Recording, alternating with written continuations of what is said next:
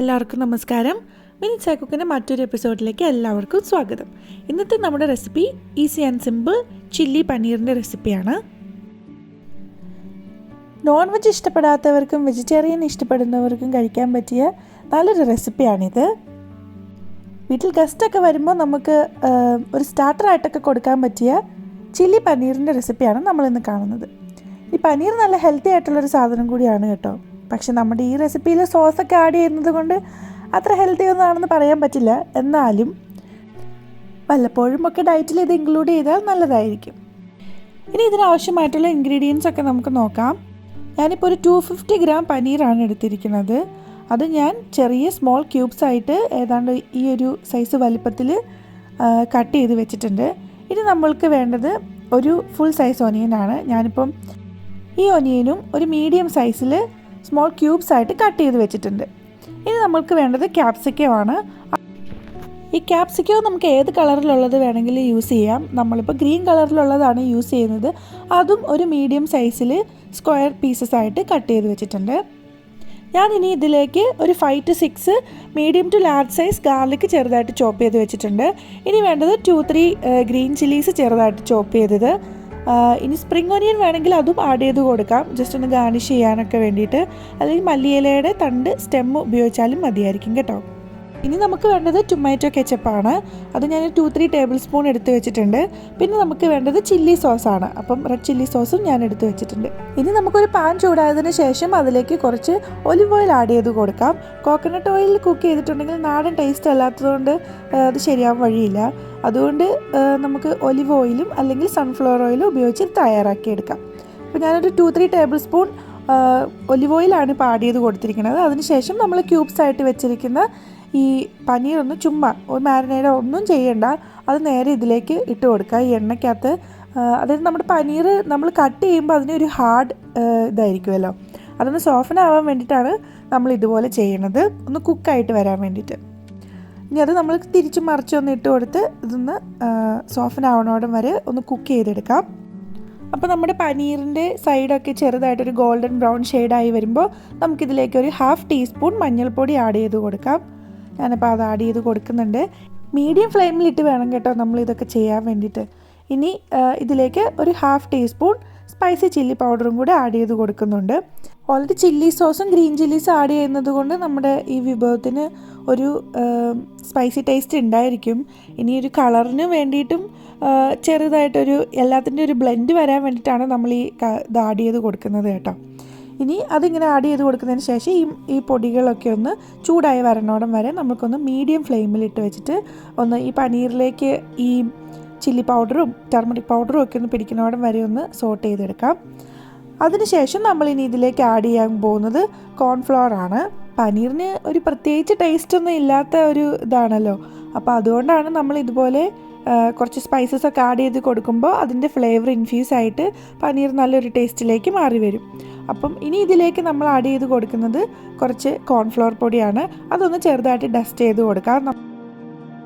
അപ്പം നമ്മളൊരു 1 teaspoon cornflour പൊടിയാണ് ഇതിലേക്ക് ആഡ് ചെയ്ത് കൊടുത്തിരിക്കുന്നത്.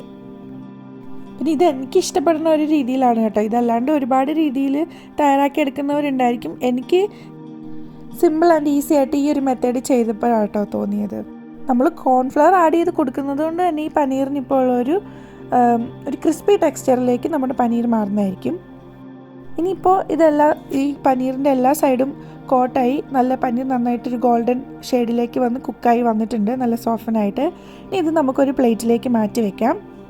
ഇനി നമ്മൾ ഇതേ പാനിൽ തന്നെയാണ് നമ്മുടെ rest of the ingredients add ചെയ്ത് കൊടുക്കുന്നത്. അതിന് വേണ്ടിയിട്ട് നമ്മൾക്കിതിലേക്ക് നമ്മൾ ചെറുതായിട്ട് ചോപ്പ് ചെയ്ത് വെച്ചിരിക്കുന്ന ഗാർലിക്കിൻ്റെ പീസ് ഫസ്റ്റ് ഇട്ട് കൊടുക്കാം.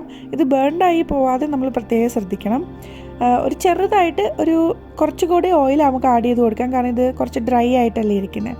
അപ്പോൾ ഒരു 1 ടേബിൾ സ്പൂൺ ഒലിവ് ഓയിലും കൂടി ഞാൻ ആഡ് ചെയ്ത് കൊടുക്കുന്നുണ്ട്. അതിനുശേഷം നമ്മൾക്ക് ഇതിലേക്ക് ചോപ്പ് ചെയ്ത് വെച്ചിരിക്കുന്ന ഗ്രീൻ ചില്ലീസും സ്ക്വയറായിട്ട് അരിഞ്ഞ് വെച്ചിരിക്കുന്ന സവോളയും ആഡ് ചെയ്ത് കൊടുക്കാം. ഇതൊന്നും ഒരുപാട് അങ്ങോട്ട് കുക്കാവണ്ട, ഒന്ന് സോഫനായി വരണോടം വരെ നമ്മൾ ഇതുപോലെ ഒന്ന് സോട്ട് ചെയ്തെടുത്താൽ മതിയായിരിക്കും. ഇനി ഇതിലേക്ക് നമുക്കൊരു 1 table spoon Soy sauce add ചെയ്ത് കൊടുക്കാം. ഡാർക്ക് സോയ് സോസാണ് നമ്മളിപ്പോൾ ആഡ് ചെയ്ത് കൊടുക്കുന്നത്. ഇതൊക്കെ നന്നായിട്ടൊന്ന് മിക്സ് ചെയ്യുന്നോടം വരെ നമുക്കൊന്ന് സ്റ്റിർ ചെയ്ത് കൊടുക്കാം. ഇനി നമ്മൾ ഈ സമയമാകുമ്പോഴത്തേക്കും ഇതിലേക്ക് നമ്മൾ ചെറുതായിട്ട് അരിഞ്ഞു വെച്ചിരിക്കുന്ന നമ്മുടെ പെപ്പർ ആഡ് ചെയ്ത് കൊടുക്കുകയാണ്. ക്യാപ്സിക്കം ഇതിലേക്ക് ആഡ് ചെയ്ത് കൊടുത്തതിന് ശേഷം അതും ഒന്ന് ഒരുപാട് അങ്ങോട്ട് കുക്കായി പോകണ്ട, ഒന്ന് ചെറുതായിട്ടൊന്ന് സോഫ്റ്റനായി വരണോടം വരെ കുക്ക് ചെയ്താൽ മതിയായിരിക്കും. ഒരുപാട് കുക്കാവുമ്പോഴാണ് അതിൻ്റെ കളറൊക്കെ മാറി വേറൊരു ടെക്സ്ചറിലേക്ക് പോകുന്നത്. ഇതിങ്ങനെ ഗ്രീൻ കളറിലൊക്കെ കാണുമ്പോൾ നല്ല കളർഫുള്ളാണ്, നല്ല അപ്പീലിങ്ങുമാണ്. കുറച്ച് റോ ആയിട്ട് നമുക്ക് വെജിറ്റബിൾസ് കഴിക്കുകയും ചെയ്യാം. നെക്സ്റ്റ് നമ്മൾ എടുത്ത് വെച്ചിരിക്കുന്നത് നമ്മുടെ കെച്ചപ്പും ടൊമാറ്റോ കെച്ചപ്പും ചില്ലി സോസും കൂടെ ആഡ് ചെയ്ത് കൊടുക്കാം. അത് നിങ്ങൾക്ക് ഇഷ്ടമുള്ളൊരു കൺസിസ്റ്റൻസി പോലെ വരണ പോലെ ആഡ് ചെയ്ത് കൊടുത്താൽ മതിയായിരിക്കും. ഇനി നമ്മുടെ സോയ് സോസിനും കെച്ചപ്പിനും ഒക്കെ ഒരു സോൾട്ടി ടേസ്റ്റ് ഉള്ളത് കൊണ്ട് ഈ ഒരു ടൈം കഴിഞ്ഞിട്ട് നിങ്ങൾക്ക് സോൾട്ട് അഡ്ജസ്റ്റ് ചെയ്ത് കൊടുത്താൽ മതിയായിരിക്കും കേട്ടോ. ഞാനൊരു 2 ടേബിൾ സ്പൂൺ ചില്ലി സോസും കൂടെ എക്സ്ട്രാ ആയിട്ട് ആഡ് ചെയ്ത് കൊടുത്തിട്ടുണ്ട്. ഇനി ഇത് കുക്കായി വന്നതിന് ശേഷം നമ്മൾക്ക് ഓൾറെഡി റെഡിയാക്കി വെച്ചിരിക്കുന്ന നമ്മുടെ പനീർ ഇതിലേക്ക് ആഡ് ചെയ്ത് കൊടുക്കാം. ഇനി ഇതൊന്ന് നന്നായിട്ട് മിക്സ് ചെയ്യാം. സോ ഇത് ഭയങ്കര സിമ്പിളായിട്ട് നമുക്ക് തയ്യാറാക്കി എടുക്കാമല്ലോ. കുറച്ച് പനീർ, കുറച്ച് ക്യാപ്സിക്കം, കുറച്ച് ഒനിയൻ, കുറച്ച് വെളുത്തുള്ളി, ഇതെല്ലാം ഉണ്ടെന്നുണ്ടെങ്കിൽ പെട്ടെന്നാക്കി എടുക്കാൻ പറ്റുന്ന ഒരു റെസിപ്പി അല്ലേ. വലിയ കുക്കിംഗ് ടൈമില്ല, ഒരു പാൻ തന്നെ യൂസ് ചെയ്ത് നമുക്ക് എല്ലാം ചെയ്യാം. വലിയ കോംപ്ലക്സ് ആയിട്ടുള്ള ഒരു പ്രൊസീജിയേഴ്സ് ഇതിനില്ല. അപ്പോൾ എല്ലാവരും ഇത് ട്രൈ ചെയ്ത് നോക്കുമെന്ന് വിചാരിക്കുന്നു. നമ്മുടെ ചില്ലി പനീർ ഇപ്പോൾ റെഡി ആയിരിക്കുകയാണ്. നിങ്ങൾക്ക് ഇഷ്ടമാണെങ്കിൽ ഈ സമയത്ത് നമുക്ക് കുറച്ച് സ്പ്രിംഗ് ഓനിയൻസ് ചെറുതായിട്ട് ചോപ്പ് ചെയ്തതും മല്ലിയിലയുടെ സ്റ്റെമ്മും നമുക്ക് ഇതിലേക്ക് ആഡ് ചെയ്ത് കൊടുക്കാം. അതും ഒരു നല്ലൊരു ഫ്ലേവർ കിട്ടാൻ വേണ്ടിയിട്ടാണ് അങ്ങനെ ചെയ്യുന്നത്. ഞാനിപ്പോൾ മല്ലിയിലയുടെ സ്റ്റെമ്മ് ആഡ് ചെയ്ത് കൊടുക്കുന്നുണ്ട്. ചെറുതായിട്ട് കട്ട് ചെയ്തിട്ട് ഒന്ന് ഗാർണിഷ് ചെയ്യാൻ വേണ്ടിയിട്ട് ചെയ്ത് കൊടുക്കുന്നുണ്ടെന്നേ ഉള്ളൂ. നിങ്ങളിതപ്പം ഫ്രൈഡ് റൈസിൻ്റെ കൂടെ, ഗീ റൈസിൻ്റെ കൂടെ, ഇവൻ നാൻ, ചപ്പാത്തി ഇതിൻ്റെയൊക്കെ കൂടെ കഴിക്കാൻ പറ്റൂട്ടോ. ഇവൻ ഒരു സ്റ്റാർട്ടറായിട്ടും നമ്മൾക്ക് ഇത് കൊടുക്കാവുന്ന റെസിപ്പിയാണ്. നിങ്ങൾക്ക് കാണാമല്ലോ ഇത് എത്ര കാണാൻ നല്ല ഭംഗിയുണ്ടെന്നും അപ്പിറ്റൈസിങ് ആണെന്നും ഇത് ടെക്സ്ചർ കണ്ടാൽ തന്നെ മനസ്സിലാവുമല്ലോ. അപ്പോൾ എല്ലാവരും ട്രൈ ചെയ്ത് നോക്കുക. നമ്മുടെ റെസിപ്പീസ് ഇഷ്ടപ്പെടുകയാണെന്നുണ്ടെങ്കിൽ like, share and subscribe. Actually ഇത് നല്ല ടേസ്റ്റ് ഉണ്ടായിരുന്നു കേട്ടോ. നിങ്ങളെന്തായാലും ഇത് ട്രൈ ചെയ്ത് നോക്കണം. എപ്പോഴെങ്കിലും ഒരു ടൈമൊക്കെ ഉള്ളപ്പോൾ ഒന്ന് ട്രൈ ചെയ്ത് നോക്കാം. അപ്പോൾ ഇനിയൊരു സിമ്പിൾ ഈസി റെസിപ്പി ആയിട്ട് അടുത്ത എപ്പിസോഡ് നമുക്ക് വീണ്ടും കാണാം.